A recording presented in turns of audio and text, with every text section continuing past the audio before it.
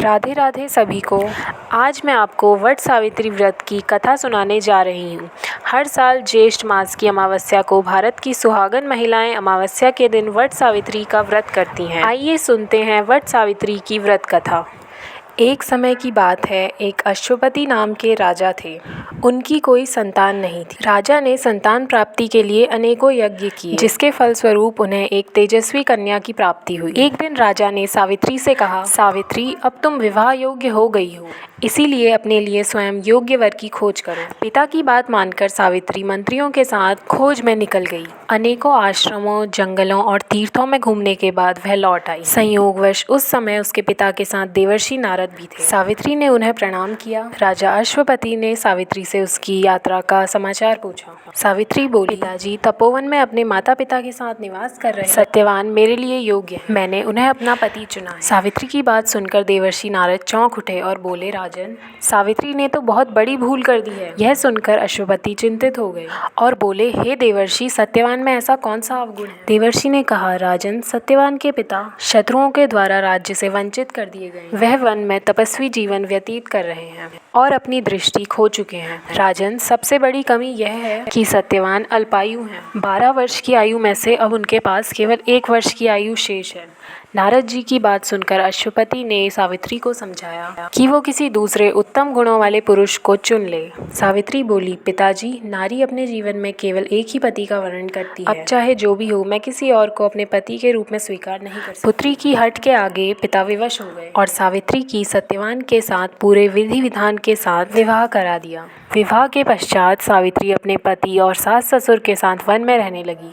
जैसे जैसे समय बीतता जा रहा था, सावित्री के मन का भय बढ़ता जा रहा था। नारद जी के कहे अनुसार जब उसके पति की उम्र केवल 4 दिन बची, तब सावित्री ने 3 दिन पहले व्रत रखना आरंभ कर दिया। अंततः वह दिन भी आ पहुंचा जब सत्यवान की मृत्यु निश्चित थी। चौथे दिन जब सत्यवान लकड़ियां लेने वन को जाने लगा, तब सावित्री बोली, हे नाथ, मैं भी आपके साथ वन को चलूंगी। सत्यवान के मना करने पर भी वह सास ससुर की आज्ञा लेके वन को चली गई। वन में सत्यवान ने जैसे ही पेड़ से लकड़ी काटना शुरू किया, उसके सर में असहनीय पीड़ा होने लगी। वह पेड़ से उतर गया। सावित्री समझ गई कि उसके पति का अंत समय निकट है, अतः उसने अपने पति का सर अपनी गोद में रख दिया। लेटने पर सत्यवान अचेत हो गया। सावित्री चुपचाप आंसू बहाती ईश्वर से प्रार्थना करने लगी। तभी उसे लाल वस्त्र पहने भयंकर आकृति वाला एक पुरुष दिखाई दिया। वह साक्षात यमराज थे। सावित्री बोली, महाराज, आप कौन हैं? यमराज ने उत्तर दिया, सावित्री, मैं यमराज हूँ और तुम्हारे पति के प्राण हरने आया हूँ। सावित्री बोली, प्रभु, सांसारिक प्राणियों को लेने तो आपके दूत आते हैं, क्या कारण है कि आज आपको स्वयं आना पड़ा?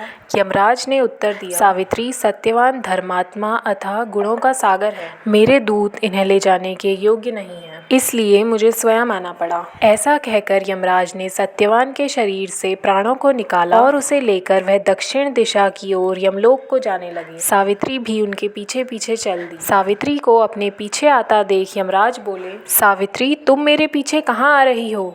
सावित्री बोली, मेरे पति जहाँ जाएंगे मैं भी वहीं जाऊंगी, यही मेरा धर्म है। यमराज के बहुत समझाने पर भी सावित्री नहीं मानी।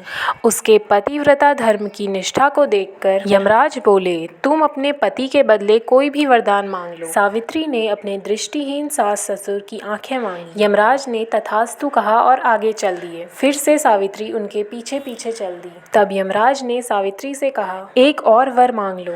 तब सावित्री ने अपने सास ससुर के राज्य को वर के रूप में मांग लिया और यमराज ने तथास्तु कहा और आगे चल दी। सावित्री फिर भी यमराज के पीछे चलने लगी। अब यमराज बोले, चलो एक और वर मांग लो। तब सावित्री ने अपने पिता के लिए 100 पुत्रों का वरदान मांगा।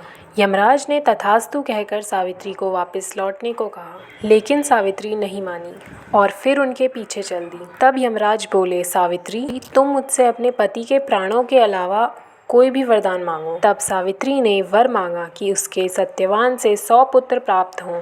इस बार भी यमराज तथास्तु कहकर आगे बढ़ने लगे, परंतु सावित्री फिर उनके पीछे चल दी। तब यमराज बोले, मैंने तुम्हें सभी मनवांचित फल दे दिए, अब तुम लौट जाओ। तब सावित्री बोली, महाराज, आपने मुझे सत्यवान से 100 यशस्वी पुत्रों का वरदान दिया है और सत्यवान के बिना पुत्र कैसे संभव होगा? ऐसा कहकर सावित्री ने यमराज को उलझन में डाल दिया। तब यमराज बोले, सावित्री, मैं तुम्हारी पतिव्रता धर्म से प्रसन्न होकर सत्यवान के प्राण छोड़ रहा हूँ और साथ साथ तुम्हें आशीर्वाद देता हूँ कि तुम्हारी यह कहानी युगों युगों तक सुनाई जाएगी। यह कहकर यमराज ने सत्यवान के प्राण छोड़ दिए और यमलोक को लौट गए। जब सत्यवान और सावित्री अपनी कुटिया में पहुंचे, वहां उनके माता पिता की आंखों की दृष्टि भी लौट आई थी और उन्हें अपना खोया हुआ राज्य पुनः मिल गया था।